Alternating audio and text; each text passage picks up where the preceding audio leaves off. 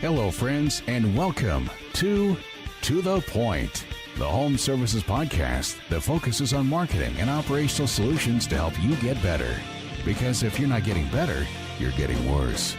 Now, let's cut through the bullshit and get to the point. What's up, To the Point listeners? I have zero doubt that we're going to cut to the bullshit and get to the point today because our guest, oh, baby. Hell yeah. It's going to be fire. I know it. I'm excited. Man, I know he probably would have wanted this to be live, but man, the risk was just too great. That's way too high. How you know it's going to be a great podcast. So everybody, I'm your host, Cristiano of To the Point Home Services Podcast with my man, my co-host, Mr. Tall Paul. What's up, brother? Man, the energy today is off the charts. Just to give listeners a little behind the scenes, on the mic check, we asked our guest today to count to 10, and he refused to do anything but count by millions. 1 million, 2 million, 3 million. So I'll tell you what, man, today is going to be next level, off the charts. I'm pumped. Yeah. So listen, we typically record all of our podcasts on a Wednesday. It's podcast production day, but because our guest is a little bit of a prima donna, and we wanted him on here that bad. We wanted him on here that bad. A little bit of a triple OG.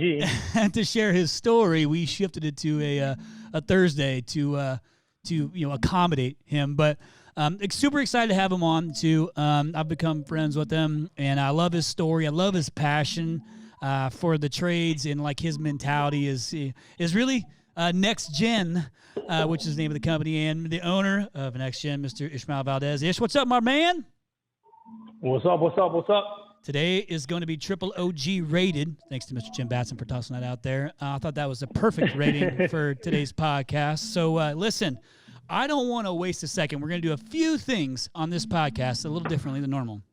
A lot of times, Paul and I will talk about some different things to have some different banter, but you have some questions that were submitted on your Facebook group page, Service Avengers, that I want to make sure we get. Yep. We have plenty of time to get to. And because I listened to you on the Service Titan webinar, I know that you blew through that hour super fast. So I want to get right to it. Dude, I talked to Jackie for like literally an hour, and I thought it was like 15 minutes. We went through it quick, so it was pretty cool. So let's do. And that was your first official like webinar / broadcast, right? So this is number 2. This is number 2, and Chris, you should have been number 1. Actually, I promised you like a couple of times, but I just, dude, from getting all these shops set up and trying to get all the operation nailed down, I had to reschedule a couple of times. Dude, listen. Well, you're legendary on our books because you're the first person to ghost us. Yeah, you were the first person to ghost us, man. My bad. Won't happen again. Forgiven. It's all good. But if you ain't first, you're last. So now I'm last. Anyhow, so let's get right into it. So, Ishway, welcome to the point. Glad to finally get you on here. I'm excited, man, for this podcast. I'm excited for everybody to kind of hear what you've accomplished because, perception always isn't reality. Like, you hit bumps in the road just like everybody else on your path to 35 mil, which I know is going to be 100 mil. That's what you're saying. He's looking for that 100 milli number to get to. So I'm excited to talk through some of these details. But let's do this first. Why don't you go ahead and let's let all of our listeners know kind of a little bit of how you got into the trades and then where you're at today and kind of what your agenda is, on your path to 100 million. Like what is Ishmael's big goal? So I'll give you my elevator pitch on who I am. I'm not going to bore you guys. I'm not going to play the sob story on it because everybody's been through shit. To be honest with you, I'm a hustler, right? I want to get to 100 mil the fastest, most healthiest way possible. That's my overall goal. But I'm like I said, and sorry to repeat myself if I do, but my goal is to see the $100 million process from 0 to 100, right? And you're going to be what this year? I started this year. We're going to probably end up between 36, 38 million, depending on how winter treats me. And you're what? When did you start? 5 years in, 4 years in, 4 years. 4.5 years ago. This is our 5th year in business. Awesome. So this is our 5th year in business. It's insane, man. I'm telling you. But dude, no credit to me. It's all been my team.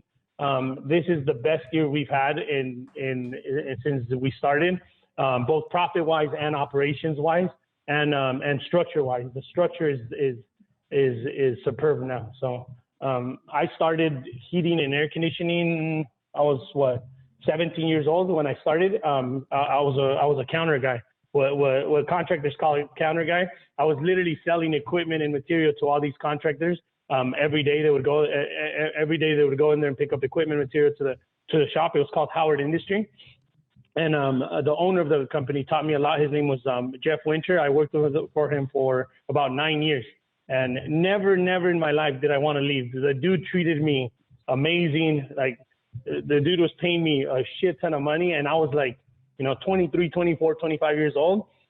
So I never intended to leave. I thought that was going to be like my forever home, Yeah. After 9 years of working for somebody, that's pretty loyal, So he was like you were a on mentor. the counter for 9 years? Yeah, man. Selling. I would go out there and talk to contractors. I would go out there and train them, right? If new product came about, whether it was American Standard or regular parts or whatever, I would go to their shops and talk to them. But 9 years, I was behind a counter. So when did you make the move, or how did you make the move from counter to starting your own company? 2015, I think it was. There was this guy, and again, and I'm gonna bring out names because, dude, that's who I am. I'm not gonna hide anything. His name's Ken Starr. Probably the best thing and the worst thing that ever happened to me, all at the same time. I'm listening. Right? The dude was like probably one of the hungriest dudes I've ever met in my life. He had a chip on his shoulder too. He had been in contracting for his dad and for other companies, all the major players here in SoCal. He worked for the ARSs, the service champs, just everybody in the industry here. He had worked for them, and he started his own company like 2014 or 13 or 14 around there. And he was struggling, right? He was struggling, and he would always go to Howard Industry and just shoot the shit with me and talk shit or whatever. And he kept trying to recruit me like over and over and over. And I just kept saying like, no, man, like, dude, like this dude is treating me good. I'm making a ton of money. I'm happy.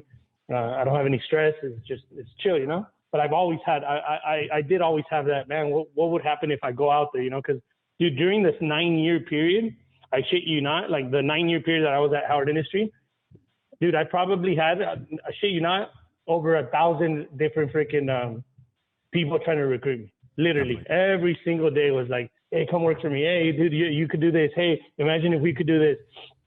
And I kept saying no until Ken started his own company, and he kind of sold me on a dream, and it was cool, man. Like, we hustled for 4 years. We grew that company, Home Comfort USA. We got it up to, I think, like 21 mil, like in 5 years or 4 years. Nice. So it was pretty cool. Hey, So what was your first role in that company? Paul, that's the third time you've talked over me in this podcast. The You know third what? I'll time. pump the brakes. I'm know what? excited. You know what? Hey, Paul's excited, Hey, homie. listen. He finally has somebody that's going to spit fire. I'll tell you That's what. what I'm talking I'll about. tell you what. Now there's the fourth time. So you know what, Paul? I'm feeling a little frustrated with our little partnership here, our little co-host. I think I got to pull a card. I got to reach in my back pocket, see if I have an alternate solution. I'd like to introduce my new co-host, Mr. Travis Ringy from ProScale. Hey, welcome to the show, buddy. For real? You just literally... hell yeah. Dude, tell him who just stepped in the mic right now. That guy's a fucking legend right there. Well, so listen, we brought Travis in, one, because I know you guys are friends, and we didn't tell Paul just for fun. So it actually worked out good that you talked over me, because it gave me a good reason to have to pull him in. Don't worry, man. Much love, man. Much love. So listen, Travis Ringy from ProScale out here in Anthem. Titan of the Year. Been on the podcast before. I thought this would be great to have him on as a co-host. Another co-host, which is the first time we've done this. So Travis is going to have some questions he's going to ask too. All of us, we're going to fire away. So listen, this is no different. It's just now there's 3 of us hosting this thing. So let's get into it. Hey, bro, you just took this podcast to a different level. For people that don't know who Travis is, I get the pleasure of talking to this dude every day, texting back and forth on operations, and we shoot different ideas back and forth. This dude makes me look like a fucking preschooler, homie. This guy's in Harvard University. This guy's a fucking this is a quad OG. Bro, you told him ahead of time you were coming on and paid him on this. What'd you do? What's the deal? We're trying to get to 100 million. I didn't know. So let's get into this thing, man. Okay, so one real quick too for our listeners. I think this is a pretty cool story. I've heard you talk about, and you've told me this before. But what's the meaning behind the name NEXGEN? Like, just give me the quick the reason you came up with that name. It's pretty straightforward, but what is it? So we were called NEXGEN, bro. Like when we were like, I think I was like 25, 26 years old, and I was hustling. Like I was working at Howard Industry, right? Yeah. And it was like I got like 5 or 6 installers that were like buddies of mine, like from high school, and we bumped heads in, we bumped roads in at Howard Industries during the time, and it was like 5 or 6 of us, bro, and it was like 25, 24-year-old punks just hustling, right? I was doing like cousin's house, my aunt's house. They had a bunch of friends. We were on social media, like trying to like do jobs, right, on the side, like trying to start our own company, and we were just doing it to mess around. And in Spanish, NEXGEN is la nueva generación, right? And we kept calling ourselves, oh, we're going to be the next generation of contracting. We're going to be the next generation, right? And then after a while, like obviously when I went with Ken Starr and we started a company and all that, the name Next Generation just kind of, it was too long, right? So I kind of just abbreviated and I cut it down to NEXGEN. I wanted it to mean nothing but to mean something to you. You know what I'm saying? Yeah, that's cool. And it's the red, white, and blue. I love it. Yes, sir. So real quick too, and then listen, Travis, feel free to just fire away, man. I know you had some questions too. Just kind of, interrupt kind of like Paul does. I love it, brother. I do want to say something real quick. I know you're very active in the Facebook groups and stuff like that too, and you're super passionate. I'm gonna leave it at that. I respect the passion. I respect the hustle and the grind. But I also know that inside there is a heart too. You had the Project X. Tell everybody about what you've done, because you've had some really good success early and quick, and you're just scratching the surface as we've talked about. But like, let them know like about the Project X side of Ish. So, Project X came about, dude. I'll tell you a quick story how I even came up with the name.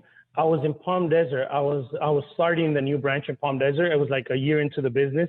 I wanted to open up a different location because a buddy of mine named Sean worked over there and lived over there in Palm Desert. Yep. And I'm passing by, and we just had lunch, and we're passing by in a hill, like a huge just hill. There's a sign that says Project X, and we're just passing by, right? And I tell Sean, hey Sean, what does that mean? And he's like, I don't know. So I Googled it, right? And it's like a charity event that they do like in Palm Desert, like some kind of like it's good deeds kind of thing, right? Yep. So when I was passing by, I was like, you know what, bro? We need to do something. We need to do something for the community, right? Because God keeps blessing us. We exploded our first year. We had big plans of doing, our second year was supposed to be 25 mil, but we fell a little bit short of it. Yep. And that's where the idea came about. I was like, dude, I can't just be like, hustling out there, making a ton of money and not giving back to the community and giving back to the military, right? So, dude, I from high school and now, like, I've had tons of friends that been in the war, that been in the military for forever and a day.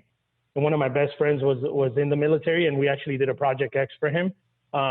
He was like 4 years in Afghanistan. And when it hit me is because we were chilling one day in his house, and we were like barbecuing over, and he came out and he showed me like a box of Jordans, right? Like a regular box of Jordan. Inside of that box of Jordans, homie, was, I shit you not, probably like 25, 30 different containers of pills that the doctors wanted him to take, because he was like, waking up in the middle of the night, like thinking he was at war or something, or he was having a ton of nightmares and all that. And that shit, when that happened and he told me that story, everything clicked. I was like, you know what? I'm going to call this Project X and I'm going to do it for myself. It was my marketing company at the time that kept telling me like, hey, I hear that you're donating a system today. I was like, yeah, this is like our 5th, 6th system this year. And they're like, well, how come you don't tell people about it? I'm like, cause I don't want people to think that I'm trying to, market so I could gain. I was like, dude, just keep it on the low. I want to do it for myself. And they're like, no. You gotta tell everybody, you gotta film it. And that's when it just came and trickled into effect. Yeah, good for you, dude. How convenient it's called X. So if you guys don't know NEXGEN's logo, it's got a big X in it. Ish, I appreciate that. I think giving, privately is a great quality as well. But I got to flip the script, because you ask me this all the time. Oh, so yeah. 5 years ago, looking back, did you ever imagine you would be where you are today? No, man. I had gotten betrayed at the time. Back to that home comfort story. Me and Ken bumped heads like around, it was like after summer or whatever. I think the financials weren't all there in the company, because I wasn't involved in that part of the company. I was the operation guy. right? Like he had a sales team, and after it sold, then it would fall on my lap, and then I would take care of it and make sure it got, the jobs got funded and everything. So he had a really good, at the time, he had a really good sales force, right? And I helped him grow it. We did really, really well. And to this day, like I always look back into it, because I never, like, if he would have never done what he did, I would have still been there. That's the type of dude that I am, right? And once that thing happened, that we bumped heads and we had to split, dude, I still remember that feeling. Like I still remember 5 years ago, like I had to go to my brother's shop, which was right around the corner, and I sat down on a little porch that he had, and I was there for like 15 minutes by myself. Like after me and him had bumped heads and he had let me go, and I'm sitting down there, like, and I still have that feeling in my stomach of me telling my brother, for those of you who don't know, I never had like a dad figure or whatever. And my mom passed away when I was like 3 years old. So I never had a mom either. But my brother was like my dad. He was always like, "No, dude, don't give up." He would always push me. And to answer your question, Travis, that feeling that I had in 2016 or 15 or whatever, it's still to this day, I'm still like chasing that feeling away. And I never, ever in my imagination thought that, this many people would come together to even work for me. You know what I'm saying? I was 27 years old, 28 years old, bro. Like, who the fuck wants to work for a 28-year-old, cholo looking dude, right? that doesn't even know if it, you know what I'm saying? Like, I look like a gangster. So at the time I was like, I had a shit ton of doubts. Yeah. I never imagined that God would bless me for this. So that's awesome. Like I just learned some more stuff. So that's pretty cool. Like talk about overcoming adversity. This actually reminds me, Paul, if you remember one of our early episodes with Jens Pulver, who is a former UFC lightweight champion, was on the podcast talking about his motivation, which is what I'm going to ask you next. His motivation was he grew up in the Pacific Northwest. He was in an abusive home, like a lot of domestic violence. His dad, beat his mom and his sister and him. And one time his dad stuck a shotgun in his mouth and said, "You're not worth, I pulled the trigger, but you're not worth the bullet." And then he beat him up with the back of the gun. And so his motivation, we call it middle finger motivation, was he said, I'm going to be on the stage, man. I'm going to be the champion. I'm going to be this. And he was a 2-time state champion in wrestling with the UFC, was a world champion, in lightweight, quickest knockout in UFC history. And he got on TV live and gave the middle finger to his dad and said, I told you I was going to call you out. And then he eventually amended that relationship with his dad later on. His dad passed away early. But that was his motivator for him as a kid, like a 6-7-year-old kid, was that. It carried him all the way through his success in life. So would you say, like, your brother was kind of what you said is your dad figure. So was he really the one that was your champion, was in Ish's corner, was like, or what was the biggest motivator for you, like, from the beginning of this whole thing? What is it? Because it's still got to be there today, and it can't just be money. Like, I get it. It can't. There's money is a big aspect of it, but it can't just be that. Like, what is the motivator for you? The biggest motivator I have, pre being married was chasing that feeling away.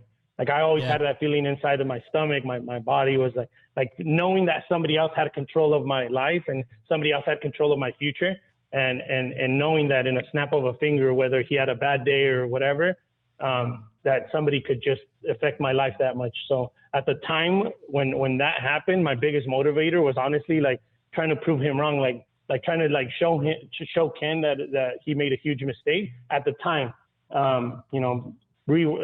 Fast forward a couple years after, I married my wife, we have a couple kids and everything. And now we have 4 girls. Like my biggest motivator is those girls. Yep. Every fucking day, homie. Like there's like Travis and people that talk to me on every day and know me very well. They know that every goddamn day, there's no day that I'm not 100% going, trying to figure something out, trying to speed up the operation, trying to make it bigger, trying to set up for the next summer, right? And it's always, the first thing I do when I wake up is, I thank the Lord, baby Jesus, because I believe in him, right? I have him, tatted all over my body. I have him all over my shop, and, I believe in the dude, right? And then after that, I pray to the Lord, thank you for giving me another, day, and I get to work. Good for you. But my biggest motivation now is my girls. Pre my girls, it was the grind, homie. It was the fear of letting somebody else have control of my life and it was the fear of disappointing my brother Eduardo, because like I said, he's been like a dad to me, like since we've never been separated, me and Eduardo. And I have Jose too, is my brother, and I love Jose and Laura and everything. Just me and him. When my mom passed away, we've always been together. The family kind of split up and went their own way, and me and him were always like, he was always taking care of me. He's like 2 years older than me, and he always like, he's like that one brother that's always on top of your shoulder and like making sure nobody's beating you up or making sure nobody's bullying you, or you know what I'm saying? Yeah. So dude, it was pre my girls, it was my brother like always pushing me and saying, you know, don't let that shit happen again. He literally looked at me when I told him what happened with me and Ken and we split up. He looked at me and he's like, "You're gonna be fine, man, but don't ever let nobody take control of your life again." And that's when it clicked to me. I love it, man. Thanks for sharing that. You actually have and like just like Travis and myself and Paul, we actually have a really unique. You are in the minority in percentages of people who can actually make a massive impact. And let me tell you what I mean. You didn't get to where you are because you got lucky, right? You had to hustle, you had to work, you had to grind. That doesn't mean that your motivation can't change and shift, but you actually have an opportunity to do great things, not just for your customers, but for the community, for the service, and you are trying to do those things. You're not perfect. I'm not perfect. We work through it. We learn. We grow from each of these things, but you're in a great spot, dude, to leave a kick-ass legacy for yourself, your family, and be a good role model for your kids. That you don't want to take for granted, right? So as you continue to grow this thing, is don't forget your core values, man. And I appreciate you talking about, I do the same thing every morning before I look at any email, text message, whatever I do. I always pray. I give thanks and say, this is a platform I've been given to serve the masses, and when I can't serve the masses through Rhino, I get to do it through this podcast. So I want to get into some actual questions, if you guys are cool with it, like some of the other folks have asked, and that Travis might have, or Paul, that you might have too. And let's get into some of this tactical stuff to give these listeners some cool takeaway stuff on like how to accomplish some of the success that you've had, or even with you, Travis, as well. So you guys ready to jump in? Yes, sir. I am. Who wants to go first? Who wants to go first? Travis, you want to go first? Yeah, I do. Obviously, Ismael, one thing I will say is that Ismael portrays an online persona that when you talk to him, he as Chris said, he's kind of a big softy, and money is never his. I am. Money's never what comes up in our conversations. And I think one of the things that Ismael left out is one of his biggest motivations is he just wants to see what the process is to get to 100 million. It's not about the money at 100 million. He wants to see what that organizational chart looks like and what processes are involved. So that's one of his big motivations he left out. But Ismael, one of the biggest questions everyone's going to have with you on here is, how? You're obviously the king of hustle, but how did you go to such, I've been in business now 11 years, you're twice my size. And I'm going to put one more on that. Not just how did you get to, that 30 million so quick, that I think your third year, but how did you do it with maintaining a 5-star reputation on arguably the hardest platform to do it on, which is Yelp? Because anyone can scale with marketing, but how do you do it by maintaining processes that leave satisfied customers? Good question. Dude, that is the best question. And you know what? I've gotten asked that question a ton of times on Avengers and on different social media platforms. But I've never gotten really a chance to answer it on the podcast. So to answer that question, Trav, is 100% the process that I built, and you do too. You have a 5-star reputation on Google and a shit ton of reviews all over every platform, right? But how we do it on Yelp here in California, and just to give everybody a scope of how impactful Yelp is here in California, we have eight different Yelp accounts now, because we have 8 different branches in Southern California, right? So every branch has its each account. Total, I think, with all the reviews that are filtered and non-filtered, I think we're over probably close to 2,500 to 3,000 reviews, and we maintain 4.5 to 5 stars on most of them. How did we do it? Is because I pick up the phone, bro. Like literally, if there's a 1-star review, for the last 5 years, I've been the one to pick up the phone. I've been the one to, hey, I screenshot the 1-star review. I send it over to management. They send me back the information. And within and I'm not even exaggerating this, within 30 to 60 seconds, we have that information. Obviously, because of service time, we could see who did that review. And they send me the phone number. I pick up the phone and I tell them, hey, what is it that went wrong? And sometimes I apologize, right? If we did mess up like hardcore, but most of the times what these people want to hear, what our customers want to hear is just like, hey, like you guys messed up. I need to vent to somebody, not just your management team, not just your CSR, right? Because they have other things to do. Like I want the owner to know that something went wrong, right? So I let them vent out. And then I hit them with like our feeling of like who we are as a company, who I am as a person, and I make it really, really clear that whatever happened is going to get taken care of, whether it's refunding them $300 or $1,000, whatever it is that we needed to do, right, that they feel that we should do to make that experience go away or give us another shot.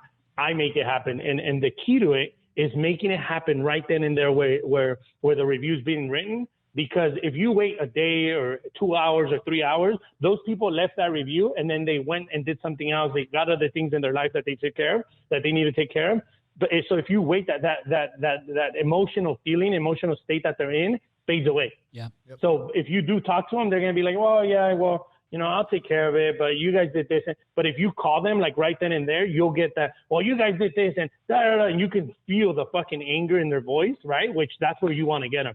And that's how we're able to maintain the 5-star review, is because every time something happens, every time a 1-star review, and there's not that many, there's probably been, you know, in all our accounts, there's probably like, you know, 25, 30 1-star reviews that happen. But the key to it is making sure that you take care of it right then and there and not letting it progress and not letting it trickle down. And then the second key, right, ready for this, is showing your management team of what you do to make that review go away, or to get it updated, or to make sure that customer experience went well. It's the first 4 years I was doing it myself. Now this year, as Travis knows and everybody knows, I built a badass management team, right? And now I don't just sit in my office when a 1-star review happens. I go over there to a training room, or I'll go to wherever it had, like if it's a service 1-star because of a technician did something wrong, I'll go to the manager and I'll put the customer on speaker and I'll talk to them while the service manager or the sales manager or whoever is there, I'll put them on speaker and I'll see them what I do. And then now they're doing it. So like the last, you know, probably 30 days, they've been taking care of everything. And they've been doing a fucking stellar job of doing the same thing that I did. And knowing like, we're not putting a show for these people. It's not like I'm telling them like, you know, dude, we honestly really fucking care about our customer experience. Like everybody knows in my home management team, we get an alert with every review that comes in, whether it's Yelp, Google, Facebook, everything, we get alerts on our email. Right. And if they see it's a 1-star review, like they drop exactly what they're doing, whether it's a meeting, whether it's whatever they're doing, they drop it and they go and take care of it. All hands on deck. Paul, what you got, man? All hands on deck. Thank you for the opportunity, Chris, to ask a question. I'm actually slightly threatened by how good Travis's question was, his delivery, his voice. So anyhow, I have a question. So 0 to 30 million in a short period of time, like there had to be a lot of bumps along the way. That's completely pressure testing a business. What were the more painful, points in the process, and how did you fix them? The pain in the process was putting the wrong people in the wrong seat on the bus. Oh yeah. That was the most painful thing because some of the employees, the key employees that are still here, sometimes I put them in a wrong part and it was my fault. And going to them and telling them, hey, you know, maybe this isn't for you. I'm going to put you over here. Right. And then they would like, there's feelings involved. There's like all this, you know, drama involved and all that.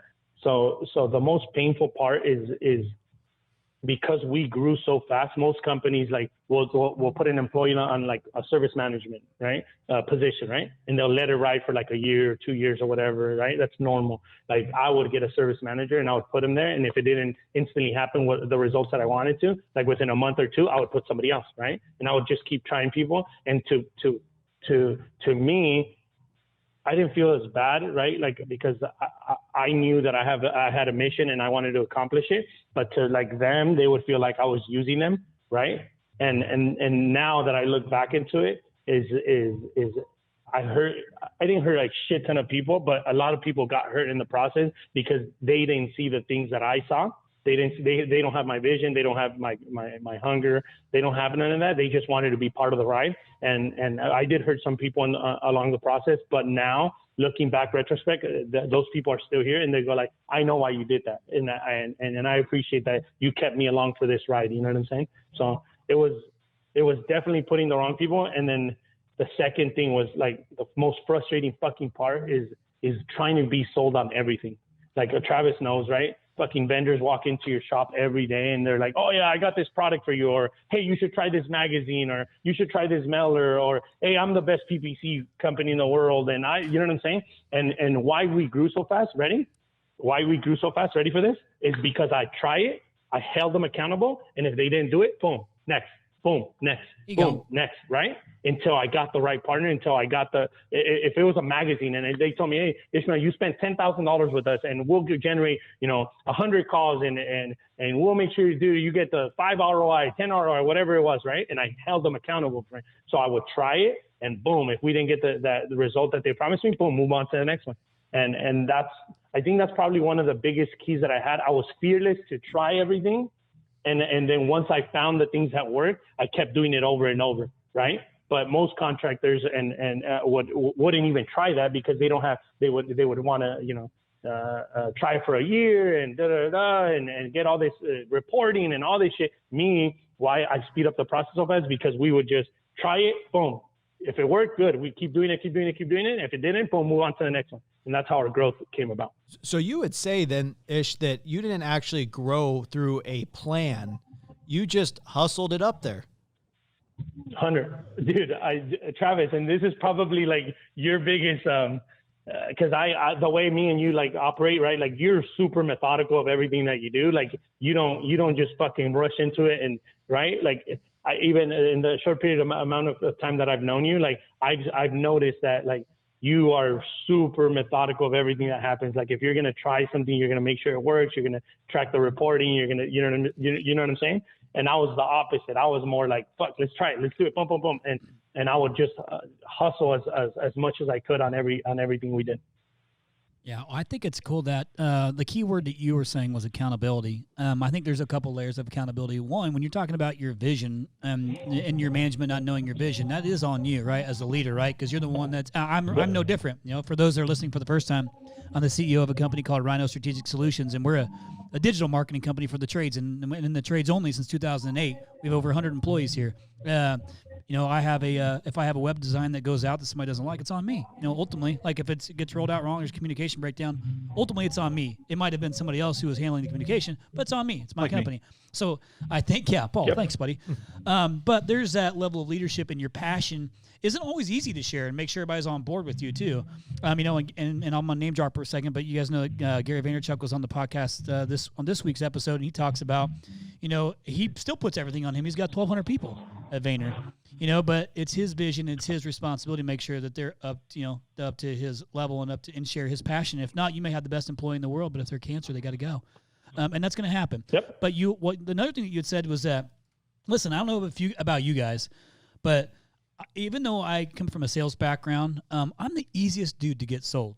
Like, I think it's because I respect the hustle of the sale. That I'm always like giving everybody the benefit of the doubt in certain scenarios. Like a dude comes to I don't remember if we talked about this or not, but somebody comes to my door and sells me like a tire cleaner. I got like 5 tire cleaners I don't ever use, but I just respect the hustle of the guy coming and trying. You know what I mean?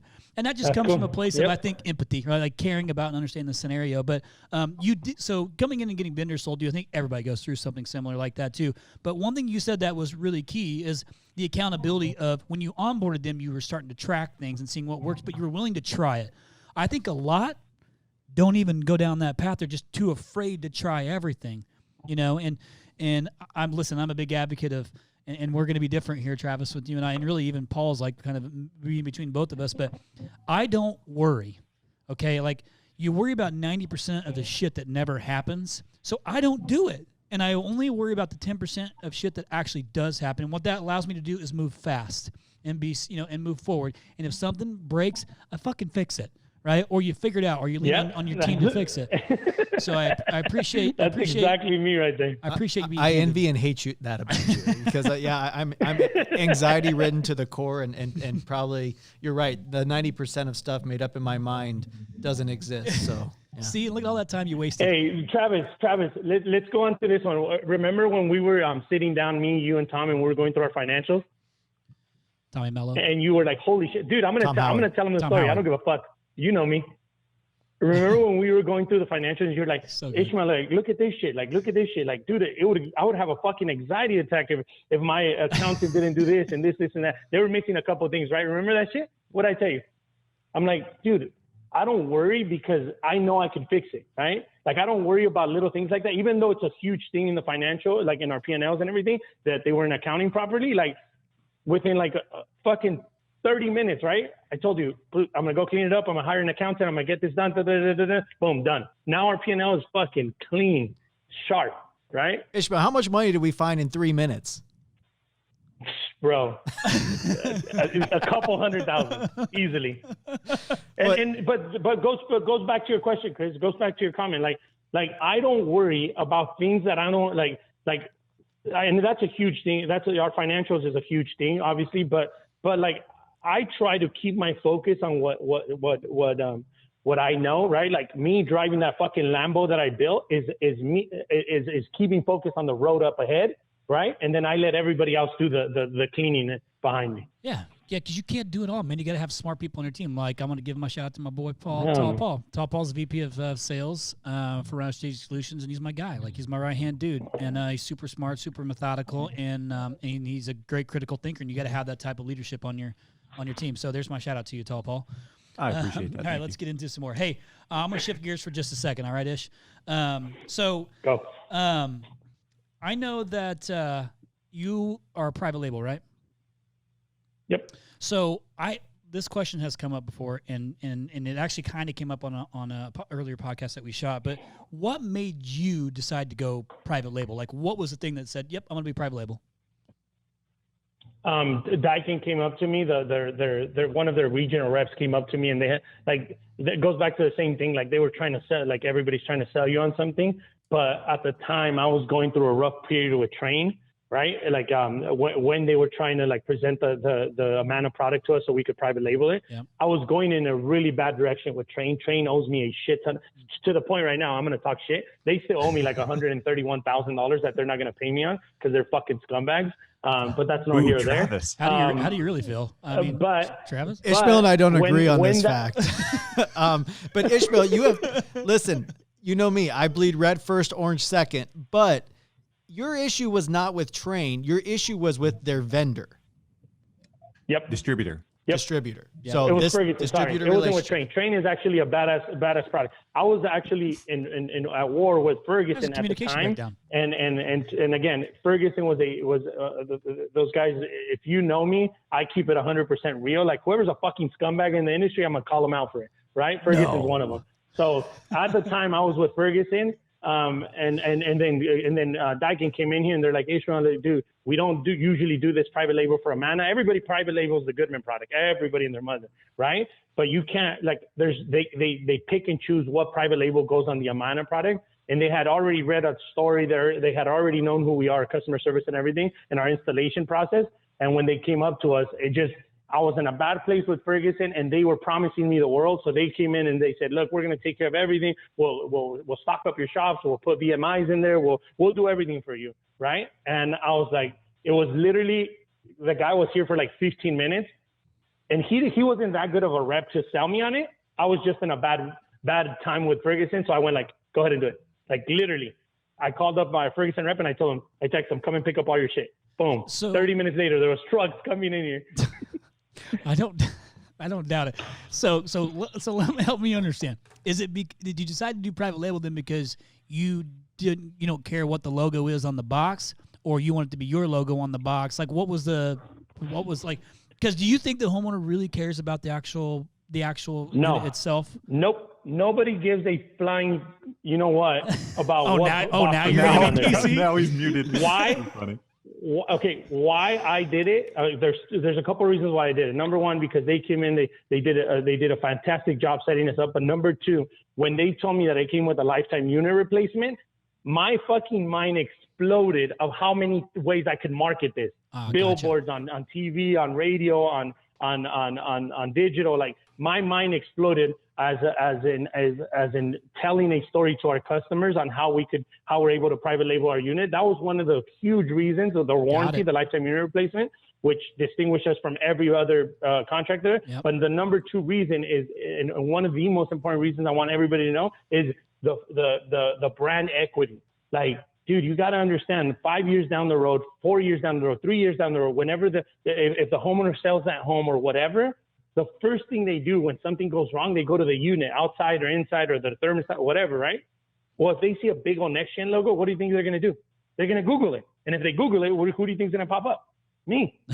So I get that customer back, right? I get, and then new customers that don't know who we are, whether they sold their home or whatever, get to see our logo, and now they're going to use this again and again. So brand equity, dude, is the most important thing. Like, I'm not going to be in business trying to sell Train or Lennox and push their product and them get the brand recognition, and they keep making all the money when I could be putting my label on it, right? And I could be getting that repetitive business all over again. I completely understand the market. Does Travis have an opinion there? Listen, Ismael hooked me up with the same guys that he used, and I think they offer a very competitive product, and they were very kind.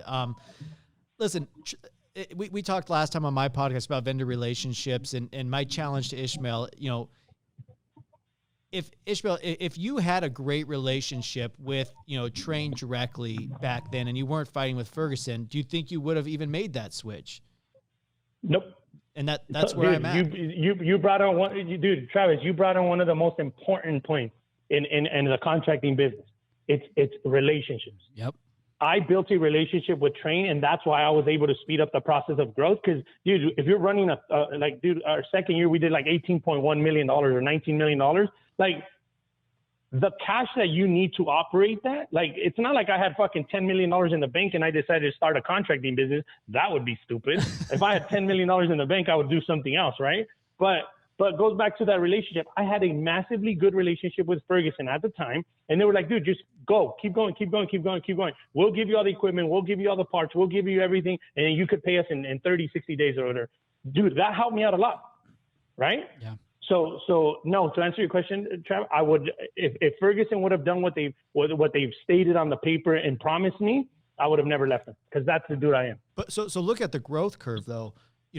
When you're small and you don't have that brand equity yet, going with a big name brand gets you instant credibility. Yeah, credibility. We talked about that. Yes. Where now Ismael's brand and I hope my brand can kind of stand on their own. Yep. It's not as needed. Yep. Right. So I think there's something there, but and Ismael, if you had $10 million, seeing how our industry is going, you would actually buy a home service company, buy 3 more smaller ones, tuck them under, and then resell it. Now I would.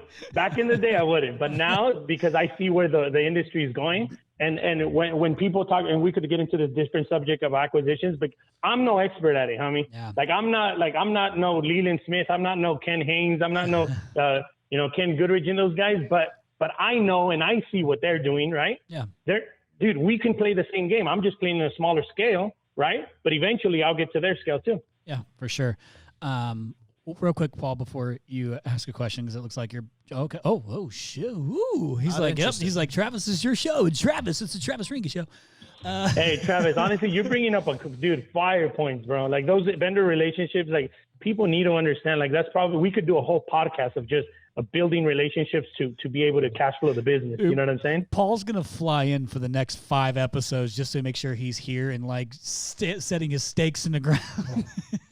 Paul, listen, you're doing great, buddy. Keep it up. Listen, I'm gonna shift gears one more time too, only because I'm not sure how deep into this thing we are, but I think we're probably somewhere around the 40 minute mark. 45-minute mark. Okay. Yep. So for the sake of time, but we got some good stuff going on. And I want to be respectful of all y'all's time.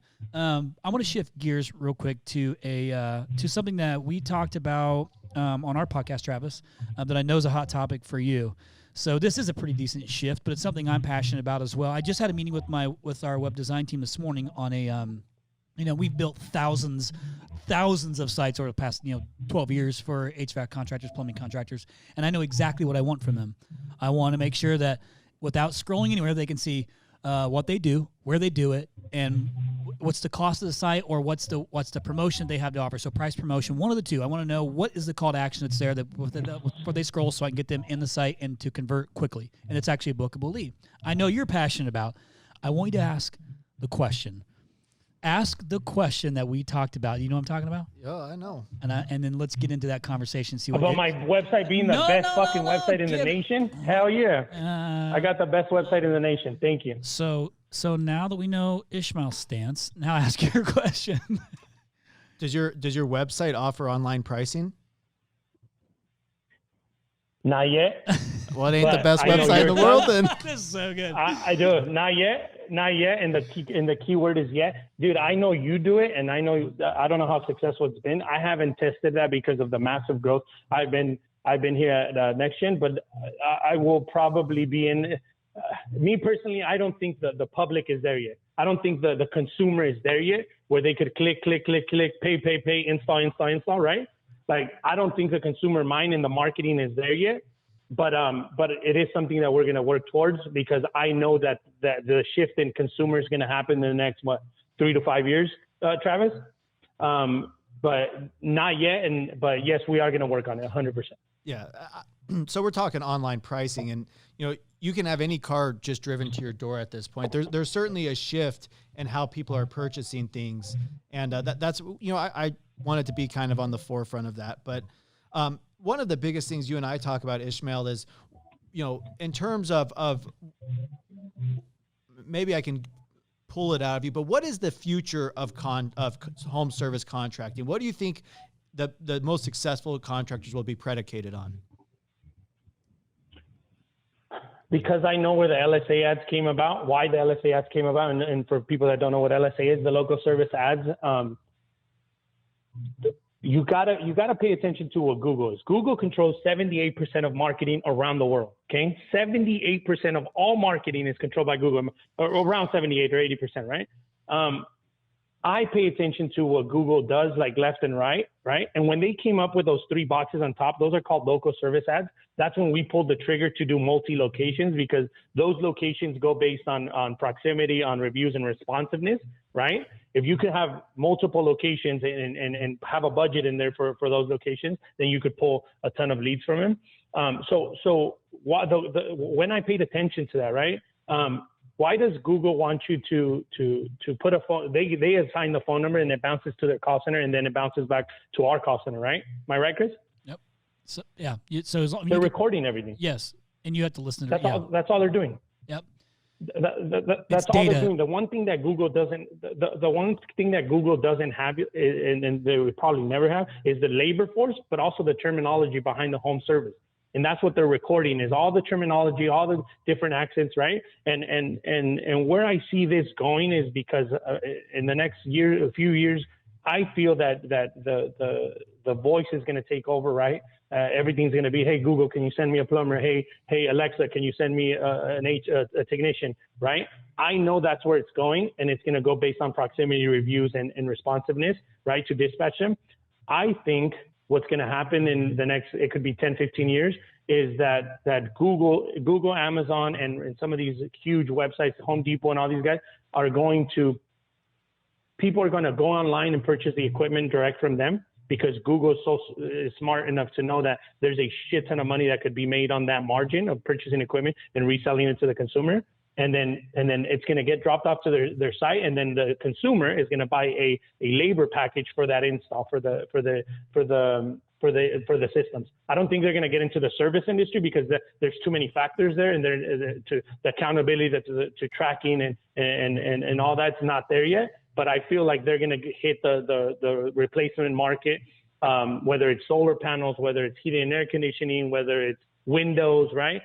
garage doors. I feel like in the next 10 years, that's where it's going to go. It's going to be voice activated. You're going to go online and you're going to purchase everything, put it on your credit card or on financing, and then people are just going to show up in trucks and do all the labor. All right, that's where I feel it's going. That's a whole nother podcast because we could talk about that. But you know, when you and I talk Ismael a lot, we both believe a lot in reputation-based contracting, and I think for online pricing to be successful, you really got to be able to stand on your own reputation. And so some people say, oh, you know, it'll never work. You can never sell the value not being in person. And I think the way that we've been successful at it, that you could be as well, is that my reputation is my value. Yep. You know, I didn't get 5,000 plus reviews by doing a bad job. Right. You know, so that's. Hey, Travis, people that think like that, it's like literally saying, hey, I can't go to that restaurant because I haven't tasted it.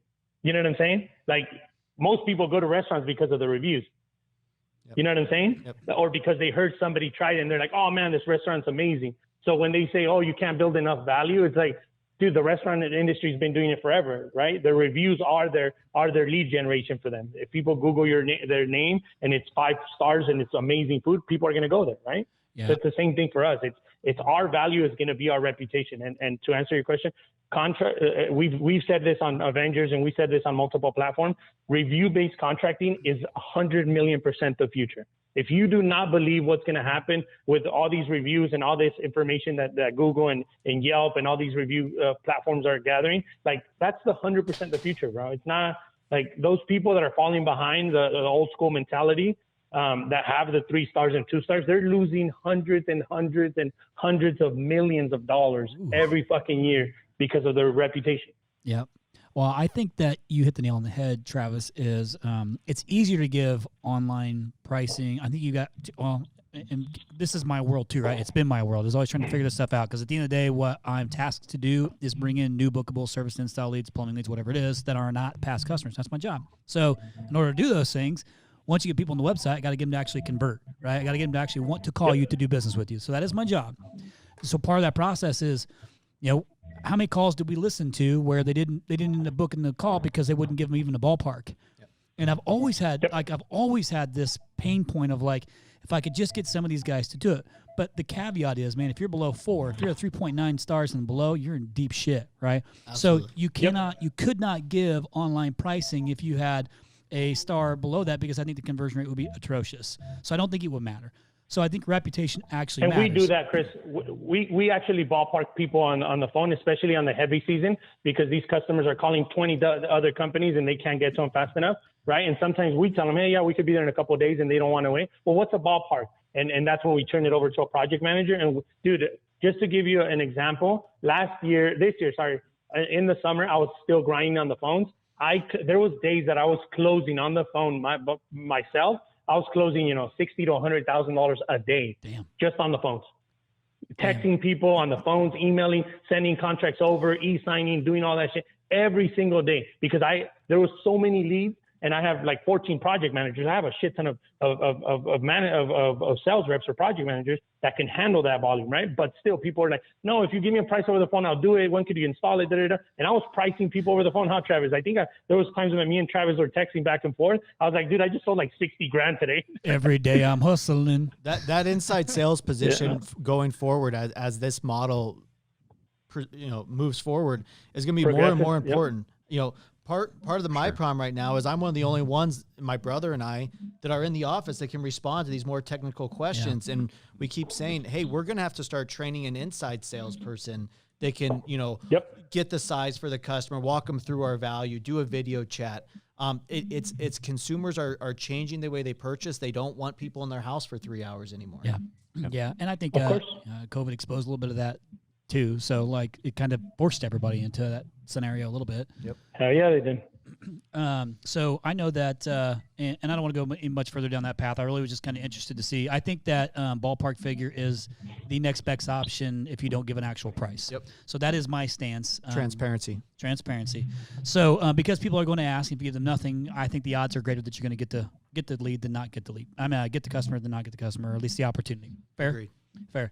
It Paul, might be subtle, but I would say like even calling someone a project manager versus a comfort consultant, comfort advisor, salesperson, whatever, like that's subtle, but that's a big deal. I like that. What do you call yours, you mean Travis? conceptual? Yeah, like perception-wise or conceptually. Yeah. Is that what you mean? Yeah. Like, okay. Comfort advisors. Yeah. He always says that. And when I first started talking to Ishmael, he would always say project managers. And I'm like, what kind of big projects are you managing? And then I realized that was his sales team. But I do. They are big projects, bro. That's what consumers want. Yep. They takes the they sale don't want out a of it. comfort consultant. So I want to. And next time, Chris, I'll tell you our process on how the the project manager goes in there, sells, and then just, dude, it's pretty fucking bad. Well, we came up with the 5-star customer experience, and the project manager is in charge of that customer experience from start to finish. Got it. So for sure, I'm sure there'll be a caveat. Another part 2 to this one too. By the way, we still have to do one on the review stuff too. Let's get that booked. Got that, Kyle? So Travis is the king of reviews. So one, hopefully we've had some of the people on the Avengers page submit questions. So Joseph G, hopefully we tackled one of yours. Mark Anthony, we hit one of yours when he was talking about surviving year one, do's and don'ts. You kind of talked about that already. I want to add, since we're talking about what large contracts are you project managing, or what large projects are you doing? Bradley, oh my gosh, I'm going to butcher this. Mercer. God, I'm so sorry, Brad, if I destroyed your name, but You did. I did. Okay, thanks. How is it pronounced, Paul? Do you know?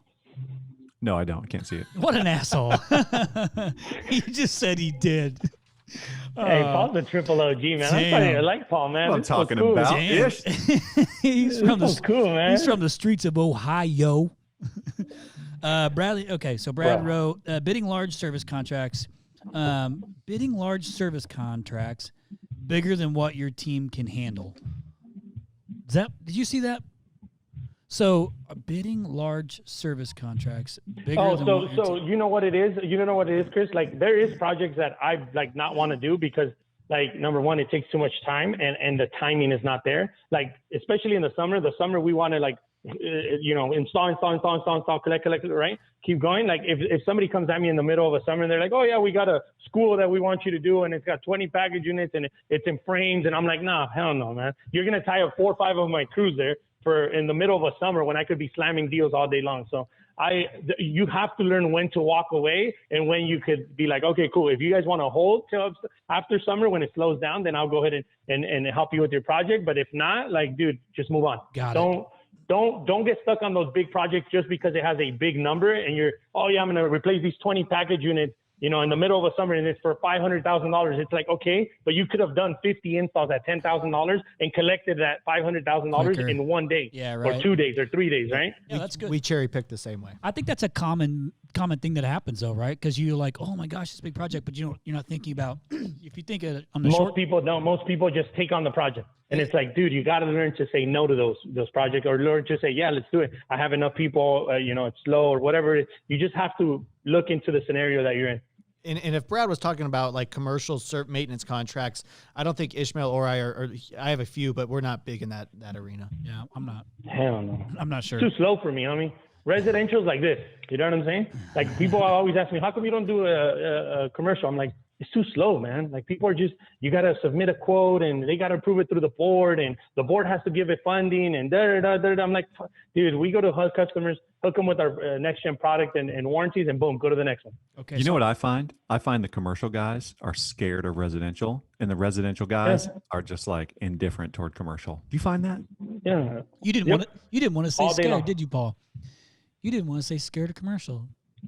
I did. Hell no, we're not. He switched the word up. Indifferent. Commercial's too slow. Yeah, I hear you. It is actually a lot of truth to what you just said, Paul. We see it a lot in our types. I mean, everything we mostly focus on is residential add-on replacement service. Different processes. Yep, different deal. Although there's some super successful commercially driven companies. So I'm going to do 2 more questions for the sake of time because we're like an hour into this thing. Let's do it, baby. So 2 more quick questions, and they're going to be 2 completely different questions. The first one is, because I want to get to at least one more question that somebody posted on the Avengers page, is how do you motivate your team to get higher turnover rates? Moolah. Money. Make money, man. Money. Hey, homie, let me tell you something. People that don't, let me tell you something, because people don't realize that, like, yeah, people love working here at NEXGEN. I have a badass fucking culture. I'm building the best fucking, like, well, Travis might be better than my operation, but I'm building the top fucking operation in the nation. I don't care who it is. When I'm done with DataCube, when I'm done with everything, like, it's a badass fucking company. But at the end of the day, people want money. Okay, technicians, project managers, installers, right? So how we motivate them? It's put bounties, put goals for them, put bonuses for them, right? Keep them chasing that carrot. Because if you're just gonna pay people hourly, they're gonna go do their job, go to the next one, go do their job, go to the next one, right? But if you actually put a bonus structure, if you actually put a plan, like a growth plan, like, dude, there's people here that, and it's so amazing for me to say this now. There's people here at NEXGEN that started as a tune-up technician, and now they're project managers. Right? There's people that were installers and now they're technicians, right? There's people in the call center that were just taking calls and now they're doing something with management. Like, there's actual growth plan. And I tell this in every single meeting that I get to go on is I go in there and I tell them, look, guys, if you guys pour your heart into it and we see that you want to grow with the company, we're going to pick you and we're going to put you in a different position in the bus, right? It's that. And obviously telling them, like, look, as you get more responsibilities, you're going to make more money here in the company. So how do you motivate them? Moolah, homie. Yeah. It's money. I am a huge fan and culture. Sorry. Huge. Well, that's exactly where I was going, is two things. I'm a huge fan of pay for performance. I think you pay for somebody being exceptional. I think you pay exceptional people well. But in order to help make them exceptional, you got to make sure that your culture is on point. You care about them. You give them all the tools and confidence in the world to be amazing at the sales position or whatever it is. So I believe in those two pieces of things. Were you going to say something? Well, and that culture is making sure that you're doing right by that customer. Absolutely. And that's one of the parts that is missed in the industry. And that's not always, selling or not selling, but these guys, they can do simple math, right? And if it's a slow shoulder season and they got a compressor down, we have no winter here in Arizona. So they lose a compressor on a heat pump and there's no incentive for them to turn that. Well, they, in their head, get 6 hours of labor just to go put in a compressor. Why would they ever turn that over to the sales team? So there's got to be, it's got to be balanced both ways so that it's always for the best interest of the customer. Yeah. Makes sense. Hey, exactly. So, and Travis, you're a triple OG, Travis. Dude, you just hit that shit in the, bro. You just hit, like, if you guys could take one thing from this whole podcast is what he just said right now. He's like Ishmael's fanboying over Travis right now. We're best. Oh, dude, he's my little homie. I know, man. I know. I look up to this dude. I know you guys are tight. I'm just busting your guys' chops. So hey, listen. Last thing I want to ask you, and you just talked about it, is let's get on this topic of DataCube. I know you want to talk about it. I know it's part of your big plan. I know you're building out your spot there. I know you're getting pretty close on getting it done, but let's talk about it real quick, okay? And I want you to help everyone understand what the hell is DataCube, right? So if they'd never heard it, didn't watch the Service Titan webinar, or haven't been on the pages, like, what are you getting into, man? I know this is like your next gen. I'm doing air quotes, next gen, like it's part of your deal. Let's talk about it. What's DataCube, man? Like, what is DataCube? DataCube came about because of 2019, and Travis, me and Travis had a ton of conversation. 2019, last quarter, kicked my fucking ass to the ground, bro. Like, I was literally like, burnt. I was grinding for 4 years. I just didn't know where to go, right? It happens, yeah. Tom Howard came over to my shop because, Aura sent him, and we had a good conversation. He showed me exactly what was going on inside the company, which I didn't at the time. I was just focused on top, grow, yep. Right? And Tom Howard came in here last quarter and slowed it down for me, and he literally chopped up the whole operation and how it should have came about. Well, because of that, those conversations and those 3 months that came about, I decided that there was no way I was never going to know what's inside the company anymore. So I came up with DataCube. DataCube is literally a live KPIs on everything that's going on inside your company. Like, most companies have 2 or 3 people pulling reports on Service Titan and going through every line item and getting, sometimes there's human error in it, sometimes there's not, whatever it is, right? Like, when you get to a certain size in company, the most important thing you got to focus on is the reports inside of your company, whether it's financial reporting, whether it's your technicians, your project managers, your CSR, everything that's inside the company.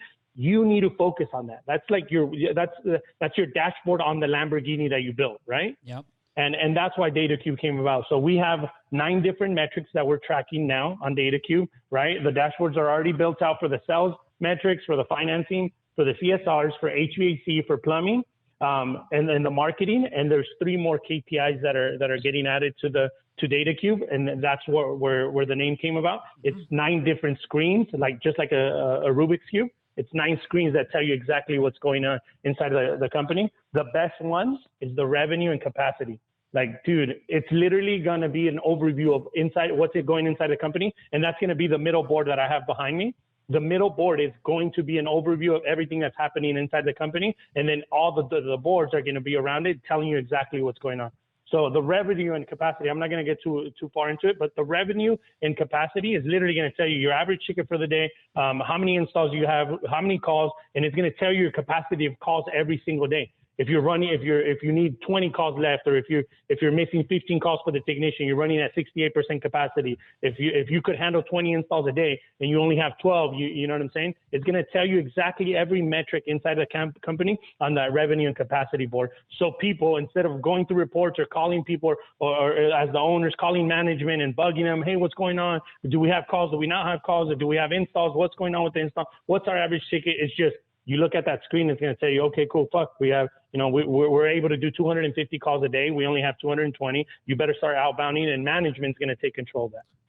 And the most important part about KPIs is that training your staff on how they can affect those KPIs to change it. Yes. Because looking at it does nothing if you don't know how to action something else. So 50% of the battle is displaying the KPIs, and the other 50% of the battle is knowing what to do with those KPIs.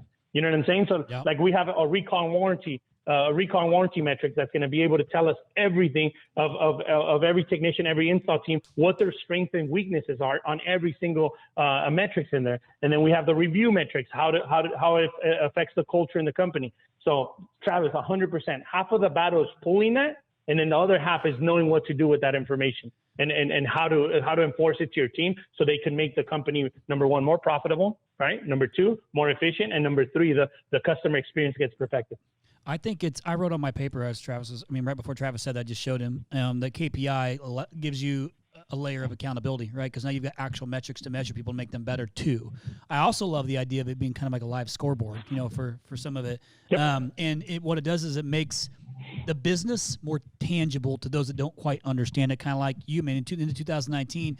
Listen, you got to be humble to say, man, I'm going. My gross revenue is great, but if your net profit is shit, like what are we doing, right? But it's what not. Do we do? But That's it's not exactly what happened to me. But it's not game over. It's reset, fix it. You did that, right? So that's exactly what we did. Now, when you scale and using this type of information, that by the way, we'll have them share the website at the end.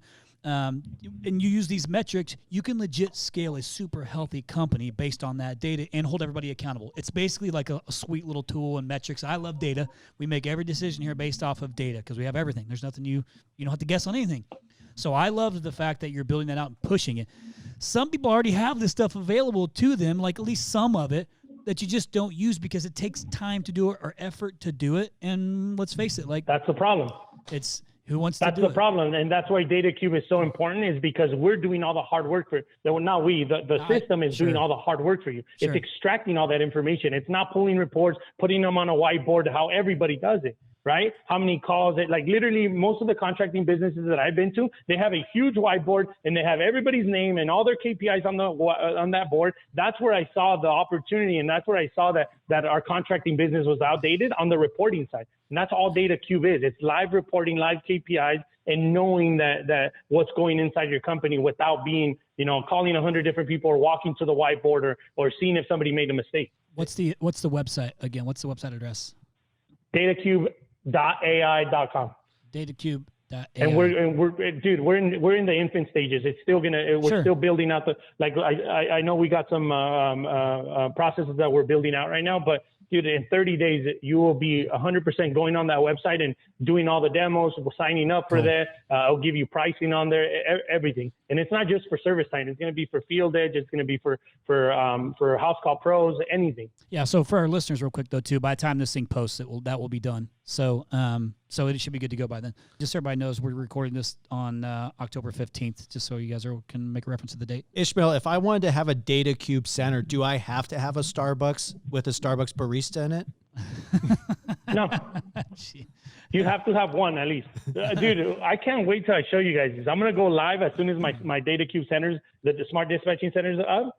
But no, dude, honestly, and you don't need these fancy screens, bro. Like you could pull this on your laptop, on your computer and all that and see that. But why I display them the way I display them is because I have certain screens throughout the whole operation so people can actually see their performance.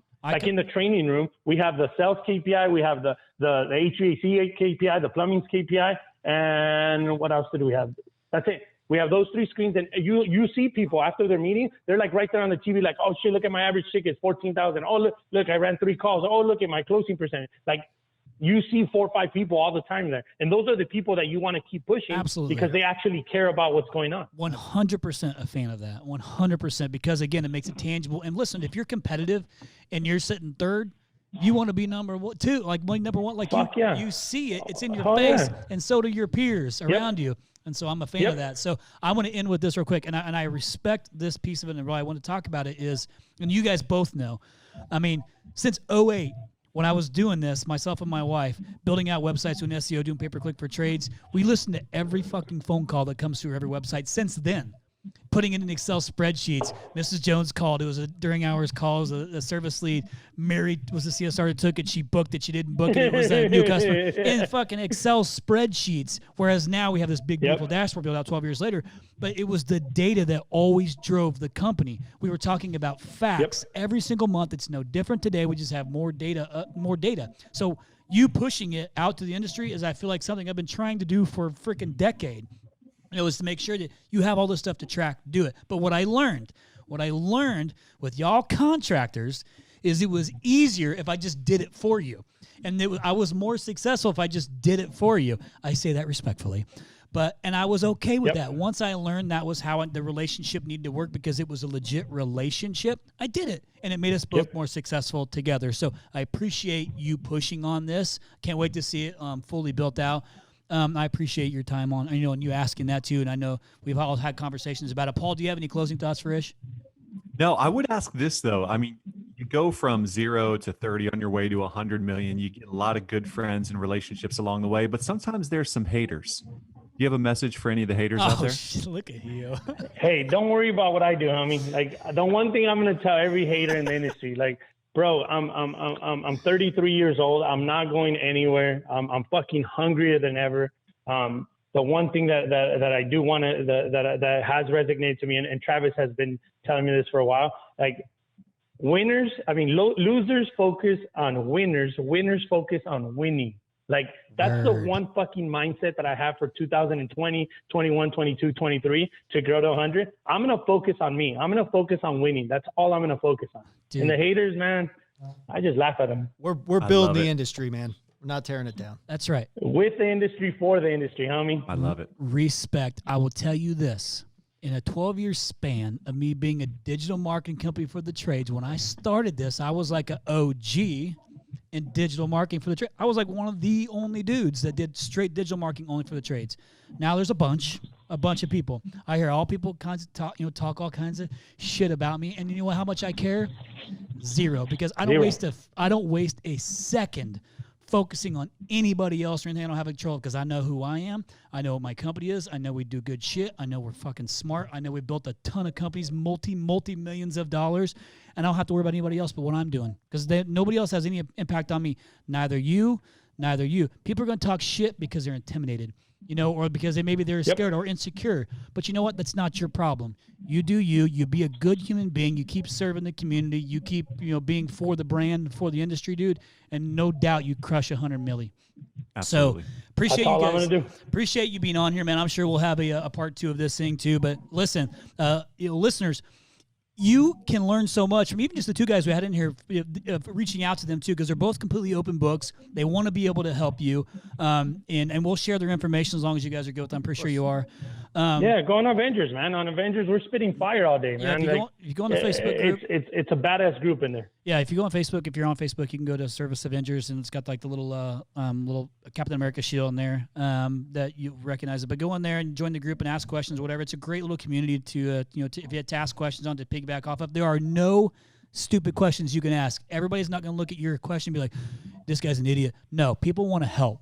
And that's what these guys are going to do as well. And that's the whole reason we have this podcast, is to do exactly that. So listen, appreciate all the reviews, all the comments. If you're first time listening, remember to hit that subscribe button so you keep coming back and getting information just like this from some of the best in the industry that have been on here. And we'll continue to do that. So till next time, Paul, I appreciate you. Ish, I appreciate you. Travis, appreciate you. You guys keep crushing it in the industry and keep paving the way for the next generation. We'll see you. Thank you for listening to the Point. We hope you enjoyed this episode. Please consider leaving us a review in the App Store. And don't forget to share with your friends. Till next time, kick some ass.